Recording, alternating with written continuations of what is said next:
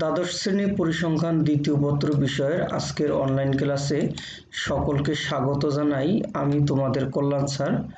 আজকের ক্লাসে আলোচনা করা হবে তোমাদের পাঠ্য বইয়ের তৃতীয় অধ্যায় অর্থাৎ গাণিতিক প্রত্যাশা এই অধ্যায়টি সম্পর্কে। তৃতীয় অধ্যায়ের আজকে হবে প্রথম লেকচার, অর্থাৎ আমরা আজকে দেখব তৃতীয় অধ্যায়টিতে কি কোন কোন বিষয়গুলো আলোচনা করা আছে। একেবারে শুরু থেকেই শুরু করব, তারপরে যতটুকু সম্ভব শেষ করব। বাকি যেই অংশটুকু থাকবে সেটা অবশ্যই পরবর্তী ক্লাসে তোমাদের জন্য দেখাবো। আর ক্লাসের শুরুতে একটা বিষয় বলে নিচ্ছি, তোমরা অবশ্যই ক্লাসটি নোট করে সেটাকে সাবমিট করবে, যাতে করে দেখতে পারি তোমরা ক্লাসটি করেছো এবং ঠিকভাবে বুঝতে পারছো কিনা। আর একই সাথে যদি কোনো প্রশ্ন থাকে, কোনো অংশ বুঝতে না পারো, সেটি অবশ্যই প্রশ্ন তোমরা করবে। আমি চেষ্টা করব সেই প্রশ্নগুলোর সমাধান করে দেওয়ার জন্য। আমরা শুরুতেই দেখে নেব তৃতীয় অধ্যায়ে যে বিষয়টি ছিল গাণিতিক প্রত্যাশা। তো গাণিতিক প্রত্যাশা বলতে কি বোঝায় সেটি আমরা আসলে জেনে নেব শুরুতেই।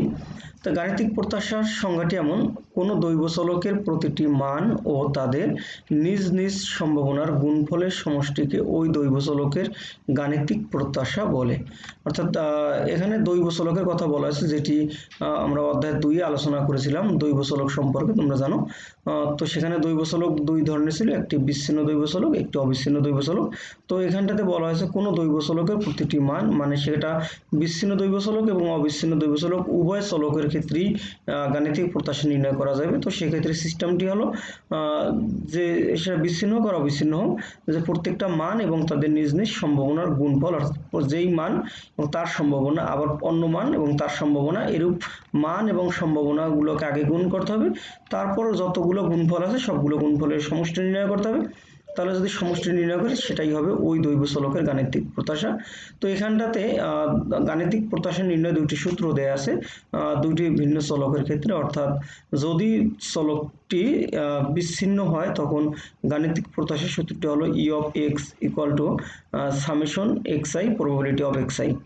আর যদি দৈব চলকটি অবিচ্ছিন্ন হয়, তখন গাণিতিক প্রত্যাশা হবে ই অফ এক্স সমান integration X F X DX. অর্থাৎ এখানে মূল ভিন্নতাটা হলো গিয়ে, যদি দৈব চলকটি বিচ্ছিন্ন হয়, তখন আমরা সমষ্টিটা নির্ণয়ের জন্য সামেশন ইউজ করব।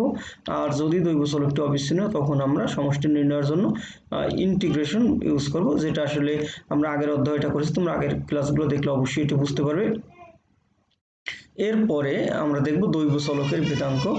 কোনো দৈব চলক হতে উহার গাণিতিক প্রত্যাশার ব্যবধানের বর্গের প্রত্যাশিত মানকে ওই দৈব চলকের ভেদাঙ্ক বলে।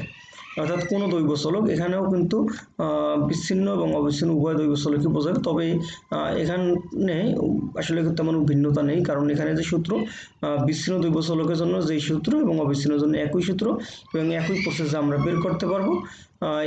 এই কারণে আসলে এখানে বিচ্ছিন্ন অবিচ্ছিন্ন আসলে আলাদা কিছু দেখানো নেই। সংজ্ঞাটা একটু আবার খেয়াল করো: কোনো দৈব চলক হতে উহার গাণিতিক প্রত্যাশার ব্যবধানে, দৈব চলক বলতে যদি আমরা এক্স দ্বারা প্রকাশ করে থাকি দৈব চলক, তাহলে সেই দৈব চলক থেকে তার গাণিতিক প্রত্যাশা বলতে ই এক্স এর ব্যবধান, মানে বিয়োগফল, অর্থাৎ x minus E of x. এখানে কিন্তু দৈব চলক ও তার গাণিতিক প্রত্যাশার ব্যবধান এবং ব্যবধানের বর্গ অর্থাৎ হোল স্কয়ার, বর্গের কে আমরা আবার কি করব, ই এক্সপেক্টেড বলি। ই দ্বারা কিন্তু এক্সপেক্টেড বা প্রত্যাশিত মান বোঝায়। তো এইখানে যদি আমরা ব্যবধানের বর্গের প্রত্যাশিত মান নেই, তখন আমরা তাকে বলতে পারি ওই দৈব চলকের ভেদাঙ্ক। অর্থাৎ এটি হলো গিয়ে দৈব চলকের ভেদাঙ্ক নির্ণয়ের সূত্র, এবং এই সূত্রটিকেই বলা হয় তাত্ত্বিক সূত্র। অর্থাৎ দৈব চলকের ভেদাঙ্ক যেই বিষয়টি, তার সাথে মিল রেখেই এই সূত্রটি। পরবর্তীতে এই সূত্রটি ব্যবহার করেই বের করা হয়েছে ব্যবহারিক সূত্র, যেটি মূলত গাণিতিক সমস্যার সমাধানের জন্য দরকারি বা সহজ হবে। তবে এই দুই সূত্র আমরা যেটাই ইউজ করি না কেন, ফলাফল একই আসবে এবং দুইটাই রাইট থাকবে। তবে আমরা অঙ্ক করার সময় অবশ্যই পরের সূত্রটি ব্যবহার করব, কারণ এটি ক্যালকুলেশন করা সুবিধাজনক এবং সহজ। তবে হ্যাঁ, কেউ যদি আগেরটি দ্বারা ক্যালকুলেশন করে সেটা ভুল হবে না, সেটিও রাইট থাকবে। এরপরে আমরা দেখব সহবেদাঙ্ক, অর্থাৎ দুইটি দৈব চলকের প্রতিটি মান হতে তাদের নিজ নিজ প্রত্যাশিত মানের ব্যবধানদ্বয়ের গুণফলের প্রত্যাশিত মানকে ওই দৈব চলকের সহবেদাঙ্ক বলে। তো এখানে সহবেদাঙ্ক ইংরেজি নামটা আমরা জানি কোভেরিয়েন্স। তো সহবেদাঙ্ক নির্ণয় করতে গেলে এখানে একাধিক চলক দরকার, কারণ একটি চলকের সহবেদাঙ্ক হয় না, দুইটি বা তিনটি বা তার বেশি চলকের ভিতরে সহবেদাঙ্ক নির্ণয় করা যায়। তো এখানে আমরা দুইটি চলকের ক্ষেত্রে দেখব যে দুইটি দৈব চলকের প্রতিটি মান হতে তাদের নিজ প্রত্যাশিত মানের ব্যবধানদ্বয়ের, অর্থাৎ দৈব চলক এক্স নিয়ে যখন কাজ করব তো এক্স থেকে তার প্রত্যাশিত মান ইএক্স এর ব্যবধান নেব।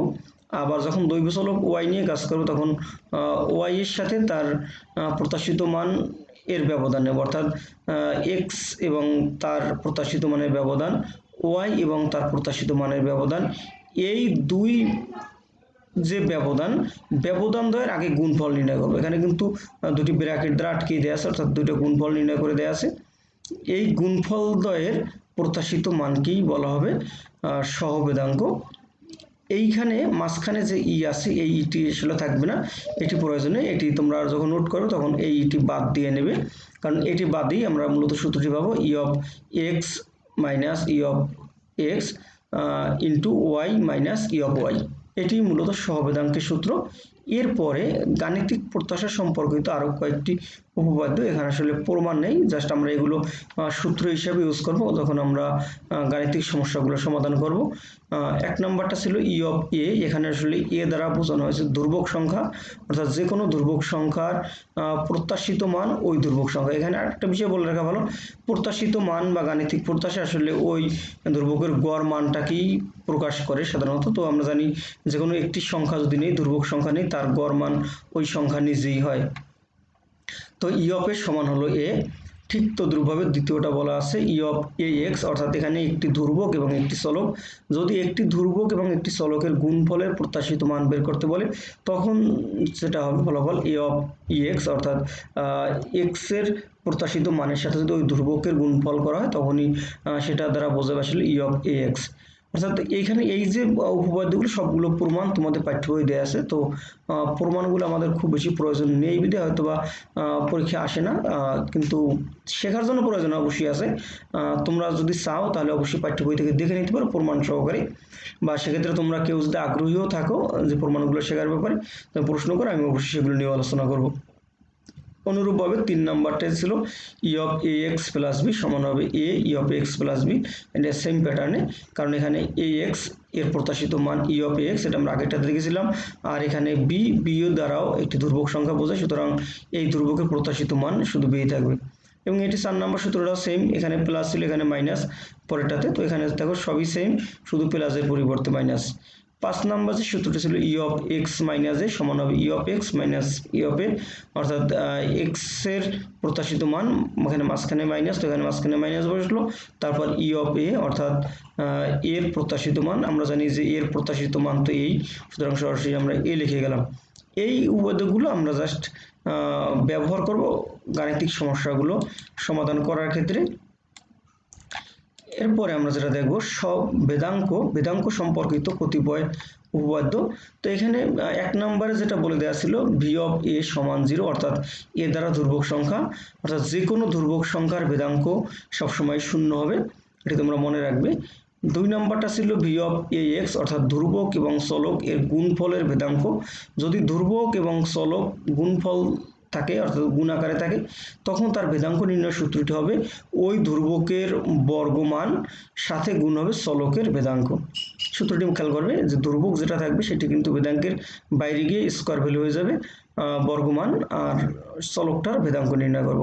ঠিক পরের অংশটা যেমন ছিল V of A X plus B, এখানে ধ্রুবক এবং চলকের গুণফল সাথে ধ্রুবকের যোগফল। তো এখানে আমরা যদি দুইটা পার্ট বা দুইটা পদ আলাদা করে নিই, প্রথমে এ এক্স নিয়ে চিন্তা ভাবনা করি, তো সেক্ষেত্রে এ এক্স এর বেদাঙ্কটা কি আছে, উপরেরটার মতোই ভি অফ এ এক্স মানে এ স্কোয়ার প্লাস ভি এক্স, তো এ স্কোয়ার প্লাস ভি এক্স লিখলাম, প্লাস দিয়ে ভি অফ বি অর্থাৎ বেদাঙ্ক বি এর বেদাঙ্ক, তো বি তো একটা ধ্রুবক সংখ্যা, তো আমরা 1 নম্বরে কি দেখছিলাম যে ধ্রুবক সংখ্যার বেদাঙ্ক 0, সুতরাং ভি অফ বি মানে হবে 0, এই জন্য এখানে প্লাস 0 আমরা লিখতে পারতাম, কিন্তু প্লাস 0 তো আসলে লেখার প্রয়োজন নেই, এই কারণে কিন্তু লিখিনি। 4 নাম্বারটাও সেম, এখানে প্লাসের পরিবর্তে শুধু মাইনাস, এখানেও প্লাস হোক আর মাইনাস হোক, কারণ +0 আর -0 কোনো কিছু আসলে কোনো নতুন ফলাফল বয়ে আনে না, এই কারণে আসলে কোনোটাই লেখা হয়নি। 5 নাম্বারটাতে V of X plus A, এখানটাতে V of X plus V of A, V of A মানে তো 0, তার মানে এটা কিন্তু লিখিনি, এখানে +0 লিখলে আমরা লিখতে পারি, কিন্তু প্রয়োজন নেই। তদ্রূপ 6 নাম্বারটাও same, V of X minus A সমান হবে ভি অফ এক্স। 7 নাম্বারটাতে V of X plus Y সমান হলো V of X plus V of Y. এখানে একটা প্রশ্ন, মানে আগেরটাতে দেখো V of X plus A, এখানে কিন্তু V of X plus V of A কিন্তু আমরা লিখিনি, বাট 7 নাম্বারটাতে, সরি 5 নাম্বারটাতে কিন্তু লিখিনি, বাট 7 নাম্বারটা কি লিখেছি, কারণ এখানে কিন্তু এক্স এবং ওয়াই দুইটাই চলক, যদি দুইটাই চলক হয় তো চলক কিন্তু এর চলকের ভেদাঙ্ক কিন্তু 0 হয় না, এই কারণে কিন্তু দুইটির ভেদাঙ্কই থাকবে। সো এখানে এক্স এর ভেদাঙ্ক মাঝখানে যদি যোগ আছে, সুতরাং যোগ দিয়ে ওয়াই এর ভেদাঙ্ক। 8 নাম্বারটাতে V of X minus V of Y সমান হলো V of X plus V of Y. এখানে একটা বিষয় যে এখানে আগেরটায় যেমন প্লাস ছিল, তো এখানে ডান পাশে প্লাস হয়েছে, এখানে কিন্তু 8 নাম্বারটা কিন্তু মাঝখানে মাইনাস, কিন্তু এখানে মাঝখানে কিন্তু মাইনাস না, প্লাসটাই রাইট। আবার তোমরা এটা ভুল বোঝার প্রয়োজন নেই, এটা কিন্তু প্লাস হবে। এর অবশ্য ব্যাখ্যা রয়েছে অবশ্যই, যে আমরা জানি যেমন A plus B whole square, এই সূত্রটি কি হয় আসলে, A square plus 2ab plus B square. তো এখানে যদি আমরা এ স্কোয়ার এবং বি স্কোয়ার বিবেচনা করি, এ স্কোয়ারও প্লাসের বি স্কোয়ার প্লাসের, মাঝখানে প্লাস 2ab, ঠিক A minus B whole square সূত্র বিবেচনা করতে গেলেও A square minus 2ab plus B square, তাহলে এখানে কিন্তু এখানেও দেখো A square plus B square কিন্তু প্লাসের, মাঝখানে মাইনাসটা কোথায় গেল, 2ab যে পদটা ছিল সেটা কিন্তু মাইনাসের।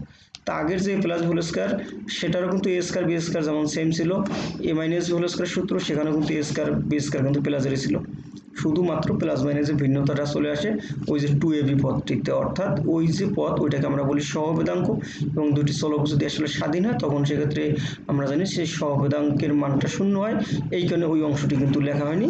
তো না হলে তাহলে আমরা শুধু দেখব যে ভি অফ এক্স এবং ওয়াই, অর্থাৎ এক্স এবং ওয়াই চলকদ্বয় যদি পরস্পর স্বাধীন হয় তখন যোগের ক্ষেত্রেও যেই সূত্রটি আসবে এবং বিয়োগের ক্ষেত্রেও সেই সূত্রটি কিন্তু আসবে। এরপরে আমরা দেখব পরের অংশটি, একটি গাণিতিক সমস্যা, অর্থাৎ দৈব চলক এক্স এর সম্পর্কিত একটি গাণিতিক সমস্যা। এখানে দেয়া আছে দৈব চলক এক্স এর সম্ভাবনা বিন্যাস, যেখানে দৈব চলক এক্স এর 6টি মান দেয়া আছে, -3, -2, -1, 0, 1, 2, এবং সেই মানগুলোর আলোকে নির্দিষ্ট একটি সম্ভাবনাও দেয়া আছে, যখন এক্স এর মান -3 তখন সম্ভাবনা কে, যখন -2 তখন 2 কে, যখন -1 তখন সম্ভাবনা 3 কে, যখন এক্স এর মান 0 তখন সম্ভাবনা 2 কে, যখন এক্স এর মান 1 তখন সম্ভাবনা 4 কে, যখন এক্স এর মান 2 তখন সম্ভাবনা 0.4। এইটি আমাদের দেয়া আছে উদ্দীপকে। এই উদ্দীপকের আলোকে, অর্থাৎ এই যে সম্ভাবনা বিন্যাসটি দেয়া আছে তার আলোকে আমরা নিচে 4টি প্রশ্নের মান নির্ণয় করব। প্রথম প্রশ্নটি ছিল কে এর মান নির্ণয় করো, দ্বিতীয় প্রশ্নটি ছিল ই অফ এক্স এর মান নির্ণয় করো, অর্থাৎ ই অফ এক্স মানে এক্স এর গাণিতিক প্রত্যাশার মান নির্ণয় করো। 3 নাম্বারটাতে বলছে ভি অফ এক্স অর্থাৎ এক্স এর ভেদাঙ্ক এর মান নির্ণয় করো। 4 নাম্বারটা বলছিল ই অফ 4x + 5 এবং ভি অফ 3x - 8 এর মান নির্ণয় করে তুলনা করো, অর্থাৎ এই দুইটা রাশির মান নির্ণয় করো, মান নির্ণয় করে তুলনা করে দেখবো আসলে এই দুইটা মান আসলে সমান হয় কিনা, নাকি কোনটা বড় নাকি কোনটা ছোট, সেটি আমরা লাস্টে তুলনা করে দেখব। তো আমরা শুরুতেই বের করে নেব কে এর মান। আমরা কিন্তু আমাদের খেয়াল রাখতে হবে এখানে আমাদের যে গাণিতিক সমস্যাটি দেওয়া আছে তার সম্ভাবনা বিন্যাসটি, কারণ এই সম্ভাবনা বিন্যাসের উপর ভিত্তি করেই কিন্তু আমরা কে এর মানটা নির্ণয় করব, কারণ এই সম্ভাবনা বিন্যাসেই কিন্তু সম্ভাবনাটা কে এর মাধ্যমে প্রকাশ করা আছে। তো আমরা কে এর মান নির্ণয় করার পদ্ধতি কিন্তু অলরেডি জানি, কারণ আমরা পিছনের দ্বিতীয় অধ্যায়ে বেশ কয়েকটি ক্লাসে কিন্তু কে এর মান বা ধ্রুবকের মান আমরা নির্ণয় করা দেখেছিলাম। এই সূত্রটি ইউজ করে আমরা করেছি আগের ক্লাসগুলোতেও, summation P of X equal to 1, অর্থাৎ সম্ভাবনার সমষ্টি যদি 1 হয়, এটা আমরা জানি সম্ভাবনা ফাংশনের ক্ষেত্রে সকল মানের সম্ভাবনা সমষ্টি 1 হয়। তো সেই সূত্রটি আসলে পরে এখানে আমরা কি করলাম, শুধুমাত্র সম্ভাবনাগুলোর যোগফল নিলাম। তোমরা আগের স্লাইডটিতে যদি দেখো যে সম্ভাবনা বিন্যাসের সারণীটি দেয়া আছে, সেখানে কিন্তু সম্ভাবনা দেয়া ছিল এক্স এর প্রথম মানটি সম্ভাবনা ছিল কে, দ্বিতীয় মানটি সম্ভাবনা ছিল 2 কে, তৃতীয় মানটি ছিল 3 কে, চতুর্থ মানটি 2 কে, পঞ্চম মানটি ছিল 4 কে এবং ষষ্ঠ মানটির সম্ভাবনা ছিল 4 আমরা জাস্ট কি করলাম এখানে সম্ভাবনাগুলোর যোগফলটা লিখলাম, অর্থাৎ দ্বিতীয় সারিতে যে মানগুলো দেওয়া ছিল সেই মানগুলোর যোগফল দ্বারা এটা কিন্তু এখন তো সেটাই বোঝায় সামেশন পি অফ এক্স। এখানে পি অফ এক্স বরাবর কিন্তু এই মানগুলোই দেওয়া ছিল, আমরা জাস্ট তার সামটা করলাম সমান দিয়ে 1, পরে এখানে ক্যালকুলেশন করে দেখা গেল এখানে আছে 12k প্লাস 0.4 সমান 1। 0.4টাকে ডান পাশে নিয়ে গেলাম, তো ডান পাশে থাকলো 0.6। তো তারপরের লাইনে আমরা 12k থেকে কেটা বাম পাশে থাকলো, 12টাকে বা 12টাকে ডান পাশে নিয়ে গেলাম। তো যেহেতু 12k এর সাথে গুণ আকারে আছে, তো ডান পাশে গেলে ভাগ আকারে থাকবে। পরে ফাইনালি ক্যালকুলেশন করার পরে আমরা পেয়ে যাই 0.5, অর্থাৎ k এর মান 0.5। আমরা কিন্তু k এর মানটা পেয়ে গেলাম। খ নাম্বার প্রশ্নটিতে যা ছিল যে আমাদেরকে বলছিল যে গাণিতিক প্রত্যাশা বের করার জন্য, অর্থাৎ ই অফ এক্স এর মান নির্ণয় করতে বলেছিল খ নাম্বারে। তো আমরা সেই মানটি দেখব। তো এখানে আমরা যে কে এর মানটা পেয়েছিলাম সেই সম্ভাবনা বিন্যাসে কে এর মানটা বসিয়ে দেই। দৈবচলক এক্স এর সম্ভাবনা বিন্যাস নিম্নরূপ, যেখানে এক্স এর মান দেওয়া ছিল -3, -2, -1, 0, 1, 2, এবং সেখানে প্রথমটাতে যেমন কে দেওয়া ছিল, তারপরটায় 2k, তারপরটা 3k, এভাবে যে মানগুলো দেওয়া ছিল সেই মানগুলোর আলোকে আমরা এখানে পেলাম 3 এর সম্ভাবনা 0.05, -3 সম্ভাবনা 0.05, -2 এর সম্ভাবনা 0.1, -1 এর সম্ভাবনা 0.15, 0 এর সম্ভাবনা 0.1, 1 এর সম্ভাবনা 0.2 এবং 2 এর সম্ভাবনা 0.4। এটি কিন্তু আমরা জাস্ট ওই সারণীতে কে এর মানটা বসিয়ে পেয়ে গেলাম। এবারে আমরা গাণিতিক প্রত্যাশার সূত্রটি লিখব। গাণিতিক প্রত্যাশার সূত্র আমরা শুরুতে যেটা দেখেছিলাম বিচ্ছিন্ন দ্বৈবচলকের ক্ষেত্রে ই অফ এক্স সমান summation x P of x. এখানে আমরা আই ব্যবহার করলেও পারি, না করলেও সমস্যা নেই। এখানে summation P of x, summation x into P of x, অর্থাৎ এক্স এর মান সাথে আসবে তার সম্ভাবনা।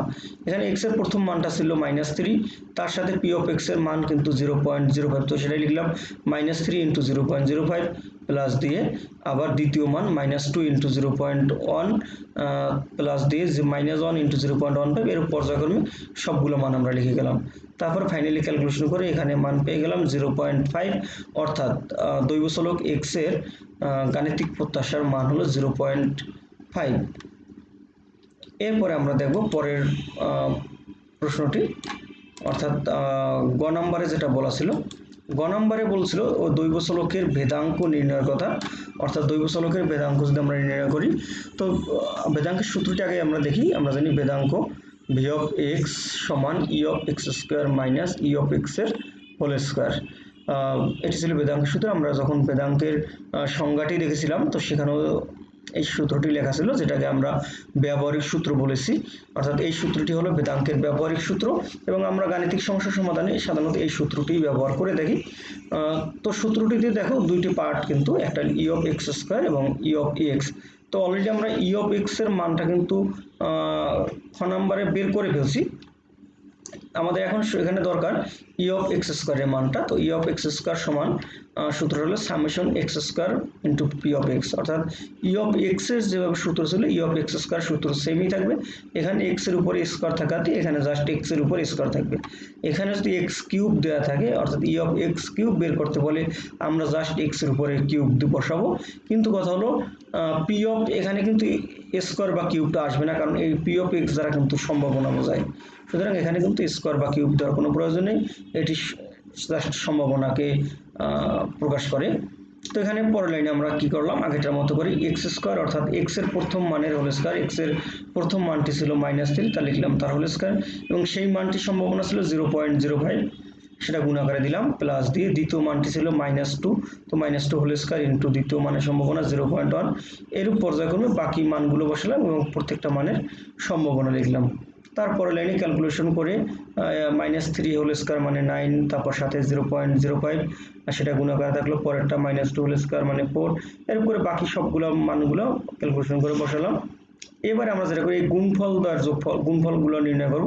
যেমন 9 ইন্টু 0.05 ক্যালকুলেশন করলে পাই 0.45, পরেরটা ক্যালকুলেশন করলে পাই 0.4, তারপরটা 0.1, তারপরটা 0 দ্বারা যদি গুণ করা হয় কোনো কিছু, তাহলে তো সেটা 0ই হয়ে যায়, তারপরটা 0.2 এবং তারপর শেষেরটা 1.6। ফাইনালি যোগ করা হলে আমরা ফলাফল পেয়ে যাই 2.8, অর্থাৎ ই অফ এক্স স্কোয়ারের মান আমরা পেলাম 2.8। অর্থাৎ এই যে প্রথম যে পদটা ছিল, প্রথম পদটার মান আমরা পেয়ে গেলাম। এবারে আমরা যদি এই সূত্রে মান বসিয়ে বেদাঙ্কটা নির্ণয় করি, তো বেদাঙ্কের সূত্রটা আবার তুলে নিলাম। যেখানে ই অফ এক্স স্কোয়ারের মান ছিল 2.8, তো বসিয়ে দিলাম 2.8 মাইনাস ই অফ এক্স এর মান আমরা আগে দেখেছিলাম 0.5 পেয়েছি, তো এখানে 0.5 বসিয়ে দিলাম এবং তার হোল স্কয়ার। তবে সাথে এই ইএক্স এটি আসলে থাকবে না, এটি বাদ, জাস্ট এখানে আসবে 2.8 মাইনাস 0.5 এর হোল স্কয়ার, এইটুকু, কিন্তু ইএক্সটা বাদ এটাকু। তো পরের লাইনে ক্যালকুলেশন করলে কি আছে, 2.8 মাইনাস 0.5 এর হোল স্কয়ার মানে হয় 0.25, তো 2.8 মাইনাস 0.25, ফাইনালি ফলাফল আসে 2.55। এটা হলো গিয়া ভি অফ এক্স এর মান। তো আমরা এখানে কিন্তু ভি অফ এক্স অর্থাৎ দৈবচলক এক্স এর ভেদাঙ্কটাও পেয়ে গেলাম। এরপরে আমরা ঘ নাম্বার যে প্রশ্নটি দিয়েছিল সেখানে আমরা দেখব আমাদেরকে বের করতে বলছিল ই অফ 4x প্লাস 5 আর ভি অফ 3x মাইনাস 8, এই দুইটা রাশির মান নির্ণয় করে আমাদেরকে তুলনা করতে বলছিল। তো আমরা এখানে পিছনে যেটা পেয়েছিলাম গ হতে ই অফ এক্স এবং V of x, E of x এর মান পেয়েছিলাম 0.5 এবং ভি অফ এক্স এর মান পেয়েছিলাম 2.55। এই দুটি মান আমরা পেয়েছিলাম। এই দুটি মানকে ব্যবহার করি আমরা বাকি মানগুলো বের করব। তো প্রথম রাশিটি ছিল ই অফ 4x প্লাস 5, তো ই অফ 4x প্লাস 5 লিখলাম। এটি কিন্তু আমরা গাণিতিক প্রত্যাশা সম্পর্কিত কতিপয় যে উপপাদ্য, সেই উপপাদ্য অনুসারে কিন্তু নেওয়া। এখানে উপপাদ্যের সূত্রটি দেওয়া ছিল, যেমন E of A X plus B, ওই সূত্র অনুসারে যদি সাজাই তাহলে এখানে দেখো প্রথম অংশটি ছিল 4 ইন্টু এক্স, এখানে 4টা ধ্রুবক, এক্সটা হলো চলক, তো এখানে কি আসলো 4 ইন্টু ই অফ এক্স, অর্থাৎ ধ্রুবকটা গুণ আকারে বাইরে চলে গেল, মাঝখানে প্লাস, সুতরাং এখানে প্লাস বসলো, এবং 5 একটি ধ্রুবক সংখ্যা, 5 এর প্রত্যাশিত মান 5, অর্থাৎ ধ্রুবক সংখ্যার প্রত্যাশিত মান ওই ধ্রুবক সংখ্যাটি হয়। এটি কিন্তু তোমরা দেখবে যে ওই গাণিতিক প্রত্যাশা সম্পর্কিত যে উপপাদ্য সেখানে দেয়া আছে, বা পাঠ্য বইও এই সূত্র আকারে দেয়া আছে, তোমরা সেখান থেকে দেখে নিতে পারবে। তারপরে 4 থাকলো এবং ই অফ এক্স এর মান আমরা পেয়েছিলাম 0.5, তো সেটি বসিয়ে দিলাম, প্লাস 5 রয়ে গেল। পরের লাইনে 4 ইন্টু 0.5 ক্যালকুলেশন করলে আসে 2 প্লাস 5, তো রয়ে গেল প্লাস 5, তো 2 প্লাস 5 ইকুয়াল টু 7, তার মানে ই অফ 4x প্লাস 5 এর মান আমরা ফাইনালি পেয়ে গেলাম 7। এবার আমরা যদি দেখি ভি অফ 3x মাইনাস 8, তো এখানে কিন্তু আবার একটা বিষয় খেয়াল করো, এখানে 3x, এই 3x দ্বারা আসলে বোঝায় 3 একটি ধ্রুবক সংখ্যা এবং x একটি চলক, তো এখানে 3x দ্বারা বোঝাবে চলক এবং ধ্রুবকের গুণফল, আর এখানে 8 দ্বারা বোঝাবে তোমার ধ্রুবক সংখ্যা, মাঝখানে কিন্তু মাইনাস। তো আমরা কিন্তু এখানে বেদাঙ্ক সম্পর্কিত যে উপপাদ্য দেখেছিলাম সেখানে আমরা দেখেছিলাম যে যদি মাঝখানে মাইনাসও থাকে তবুও কিন্তু এখানে আলাদা করে লিখলে সেটা প্লাস হয়ে যাবে, এবং তার প্রমাণ কিন্তু পাঠ্য বই দেওয়া আছে। যদি তোমাদের মনে এইটা নিয়েও কোনো কনফিউশন থাকে তাহলে অবশ্যই তোমরা সেটা প্রশ্ন করতে পারো, আমি সেটি প্রয়োজনে ব্যাখ্যা সহকারে বুঝিয়ে দেবো, অথবা তুমি তোমার পাঠ্য বইয়ে যে উপপাদ্যগুলো দেওয়া আছে প্রমাণ সহকারে তুমি সেখান থেকেও দেখে নিতে পারো, তাহলেও এই তোমার কনফিউশনটা অবশ্যই দূর হয়ে যাবে। তো ভি অফ 3x, এখানে তারপর লাইনে আসবে আমরা যেটা বলছিলাম 3 ইন্টু এক্স, অর্থাৎ চলক এবং ধ্রুবক, এই ধ্রুবকটা স্কয়ার হয়ে এটা বেদাঙ্কের বাইরে চলে যাবে, অর্থাৎ 3টা 3 স্কয়ার হয়ে বাইরে চলে গেল এবং ভি অফ এক্সটা রয়ে গেল, প্লাস 8 এর বেদাঙ্ক, 8 একটি ধ্রুবক সংখ্যা, সো ধ্রুবক সংখ্যার বেদাঙ্ক তো 0, সেই 0টা বসিয়ে দিলাম। এখানে 3 স্কয়ারে হয় 9, আর ভি অফ এক্স এর মান এটা এখানে আমরা আগেরটায় গতে পেয়েছিলাম 2.55, তো এখানে বসিয়ে দিলাম 2.55। তো এখানে 9 ইন্টু 2.55 ক্যালকুলেশন করলে চলে আসে 22.95। এখন এখানে আমরা যে দুইটা রাশির মান পেলাম, ই অফ 4x প্লাস 5 এর মান পেয়েছিলাম আমরা 7, আর এখানে ভি অফ 3x মাইনাস 8 এর মান আমরা পেলাম 22.95। তো আমাদের এখানে প্রশ্নে বলছিল এই দুইটি মান নির্ণয় করে তুলনা করতে, তুলনা করে আমরা দেখতে পাই যে ভি অফ 3x মাইনাস 8 এর মানটি বড় এবং ই অফ 4x প্লাস 5 এর মানটি ছোট, জাস্ট আমরা লিখে দিলাম। সুতরাং ই of 4x plus 5 less than V of 3x minus 8, অর্থাৎ এই গাণিতিক প্রত্যাশার এই মানটি ছোট এই বেদাঙ্কের এই মানটি অপেক্ষা। এটি ছিল মূলত আমাদের আজকে যে গাণিতিক সমস্যাটি দেওয়া ছিল তার সমাধান। আমি আশা করি তোমরা এই ধরনের যে আর গাণিতিক ম্যাথগুলো রয়েছে তোমাদের পাঠ্য বইয়ে যে উদাহরণ হিসেবে সেই ম্যাথগুলো তোমরা অনেকটাই পারবে, অন্তত বাসায় চেষ্টা করবে, এই ম্যাথটি তো করবে এবং এই রিলেটেড তোমাদের পাঠ্য বইয়ে উদাহরণে যেই ম্যাথগুলো করে দেয়া আছে সেই ম্যাথগুলো করে ফেলবে। আর যদি এই নিয়মের বাইরে যে নিয়মগুলো রয়েছে সেটি আমি পরবর্তী ক্লাসে দেখাবো। তবে আশা করবো এই নিয়মের সবগুলো ম্যাথ তোমরা বাসায় করো, কারণ এগুলো যদি করো তাহলে অবশ্যই তুমি অঙ্কগুলো ভালো বুঝতে পারবে। আর একটা বিষয় বলে নেওয়া যে তোমাদের অধ্যায় 2 এবং অধ্যায় 3 দুইটি ছোট অধ্যায়, অনেক বেশি টপিকস নেই এবং অনেক কঠিন কোনো বিষয় নয়। তোমরা, আমি মনে করি যদি একটু মনোযোগ দিয়ে কিছুটা সময় দাও তাহলে অবশ্যই ভালো করবে এবং এখান থেকে তোমরা পূর্ণ নম্বর পেতে পারো, এবং সেটা কিন্তু সম্ভব। এজন্য তোমাদের অবশ্যই একটু সময় দিবে, একটু পরিশ্রম করবে, তাহলে ভালো করবে। সেই আশা করি আজকের ক্লাস এখানেই শেষ করছি। সবাই ভালো থেকো, সুস্থ থেকো।